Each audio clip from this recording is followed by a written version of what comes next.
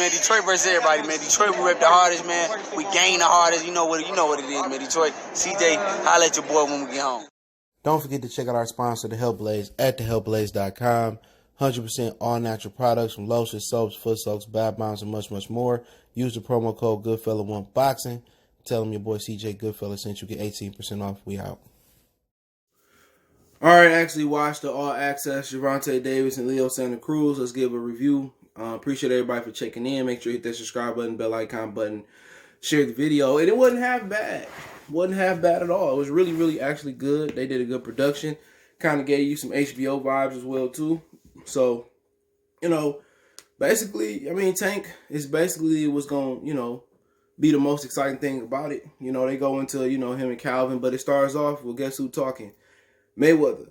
So it really feel like it's Mayweather versus Santa Cruz, but you got to understand they using Mayweather to pull people in to be fans of Gervonta Tank Davis. If they see the fight with Tank Davis and they see Tank killing shit and just knocking things out, people really going to get behind Tank. So Floyd is just using his mouthpiece to elevate Tank. I don't think it's an egotistic thing or him trying to steal the shine from him or vicariously trying to live through Tank. I legit think, he won't Tank to, really be a real pay-per-view star, but that's hard to do when you're a 30, 35-pound fighter, But it started off with Floyd, talking, and then they go into the Gervonta Tank type of side of thing, and the dynamic with him and Calvin and Floyd coaching them through the years. They go through these flashbacks and stuff of that nature, and to be honest, it was really good and interesting. You know what I'm saying? Tank does have an actually interesting life. The life that some of these rappers rap about, guess who actually lived it and went through it? That's Gervonta. People forget Calvin Ford, he did do 10 years and turn his life around. So he should be celebrated for doing that. You know what I'm saying? Not too many people get out the penitentiary after 10 years. He had a drug offense and turn their life around and start mentoring kids. A lot of people get out and start doing the same thing again. And it's like Biggie said, catch me like the gingerbread man. Don't just catch me. If you catch me again, then I'll go back and do my time again, or you're going to have to kill me. Depends on what mindset they got.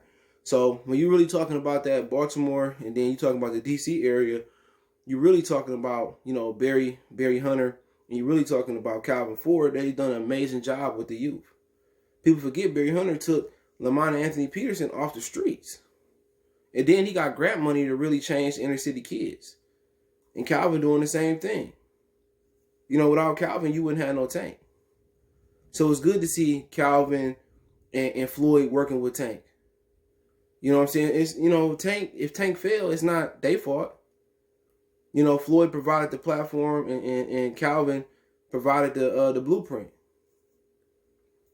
And, they show flashbacks of when he went to Baltimore talking to people and, they really didn't get into his, his amateur background would have been a little bit nice. But they showed him working out, hitting the bag and, having fun and they're showing his whole team. He got a solid team behind him. There's a lot of guys who ain't made it nowhere near as Tank. That if they had a Tank team, they'd probably be above or where Tank is at. But they did a good job with this one, especially with Tank. Tank may not be the best talker, you know what I'm saying? But really, their goal is to get Tank to, where he, is at Mayweather status, at least with the pay-per-views. And that's something that I can't really think that's been done at 30 and 35. Most of the pay-per-view stars will, really fall at heavyweight or welterweight. I guarantee it's probably more, welterweight stars, pay-per-view stars, and heavyweight pay-per-view stars than any other weight class. But they did get into Leo Santa Cruz as well. He kind of talked about, how he grew up dirt poor.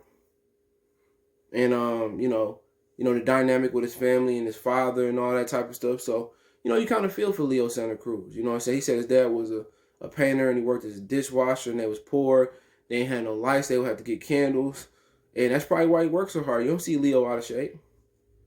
You know what I'm saying? You don't hear about Leo, not working hard. Leo actually worked hard and it goes up, through his career where he became a champion, where he threw 1,300 punches. And it's just, actually he's a guy that, if you don't think about him ducking a lot of fighters, he's a guy that you wish, or you hope, really get over the top. You know what I'm saying? His father had cancer before he fought Frampton.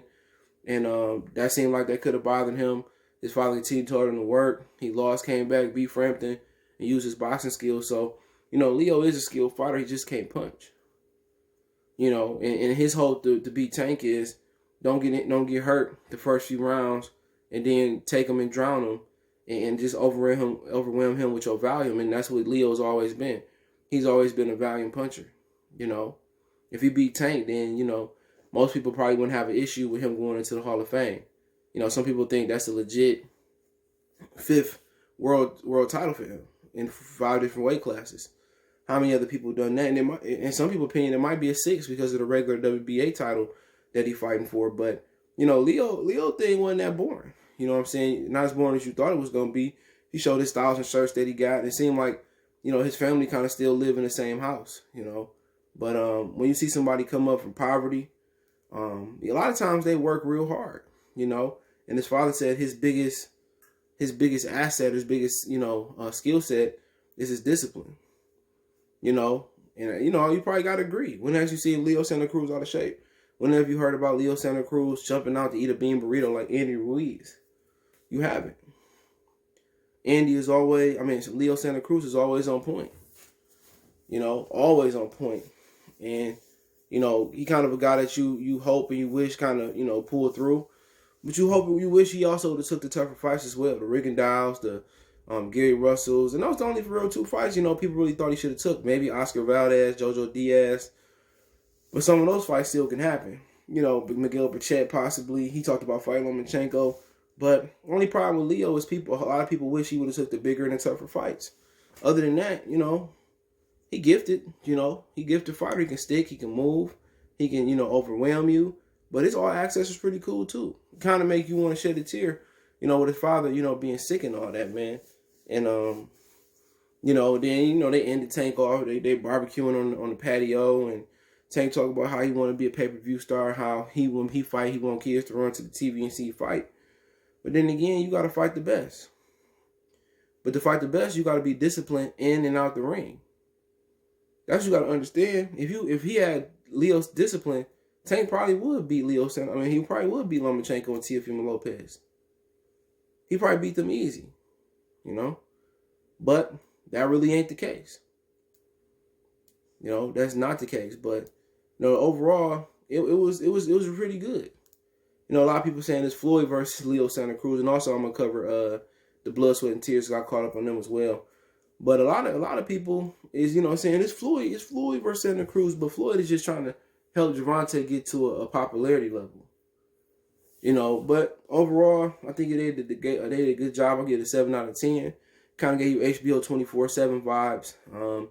They did an excellent job. Shout out to Showtime. So look forward to seeing the next episode, and the last episode. So, you know, they put it on their YouTube page. Hopefully it's doing crazy numbers. But it was really, really good. And they actually held my attention. And I really don't sit down and watch TV a lot. So let's move on to Blood, Sweat, and Tears, episode 1 and 2. You know, episode 1 was really good. You know, you kind of see, you know, Lomachenko and the dynamic between him and his dad. And, you know, you see him working. You see Teofimo Lopez working. You know, and, you know, they all talking shit. But I think the episode 2 was the better one. You know, you have Teofimo crying, talking about his dad. I don't know if he had a tough time with his dad in camp. He's talking about his dad is more of a superstar. You know, kind of changing as their fame is rising, and he feel more of a coach than his dad. He said they kind of hugged it out at the final press conference. But, you know, Lomachenko and his dad, you know, showed them arguing, and Ingus Klimov was saying that, you know, Papa Lomachenko always won an argument, and, you know, you hear, you know, Loma saying that his father is actually, you know, is everything to him. You know, you don't really have a bad dynamic, and they actually work well together. And he listened to his father, and his father is really the architect. And they showed Lomachenko fishing, playing, you know, tennis on his basketball court. They show his Venom ring, and it actually wasn't as bad. But one thing you notice about the Blood, Sweat, and Tears, which is on Top Rank YouTube channel, I probably guess it's on ESPN 2+2. One thing you actually notice about it is that you see a little bit of Teofimo Lopez sparring. You see nothing of Lomachenko sparring. You know, and then, you know, they go into the dynamic about, you know, where the beef started from, with Teofimo Sr. coming up to Lomachenko talking junk and him brushing him off. So actually they did a really good job, and it was trending at number 15 on YouTube. So, you know, this fight got an opportunity to be, you know, very, very big. The Blood, Sweat, and Tears was a big hit on YouTube. You know, especially when you got a guy that's foreign, you know, and from Ukraine who don't really speak a lot of English, you know. But he seemed like he in good shape. He was doing this obstacle course on their basketball court. So they really didn't create their own bubble. You know what I'm saying? They created their own bubble. He trained at the house. You didn't see me eat. He said all he needed to do is eat, sleep, and train. So he really locked in for this fight. It looked like Teofimo Lopez locked in for this fight. And I actually was surprised on how good this Blood, Sweat, and Tears was. Because you didn't expect much from Lomachenko. But they showed a different side of him. And you got T.O., who brash, who confident, who cocky. So I look forward to it. So it was good as well, Blood, Sweat, and Tears. So let me know what you guys think. Don't forget me on Facebook, Instagram, Twitter. You can reach out if you have a business question, inquiry, sponsorship, video request. Keep sharing the video. All my social media links are in the description. Also, check out the Facebook group. Want to make a donation, just share the video. Hit that subscribe button, bell icon button. Appreciate the love, support. We're gone.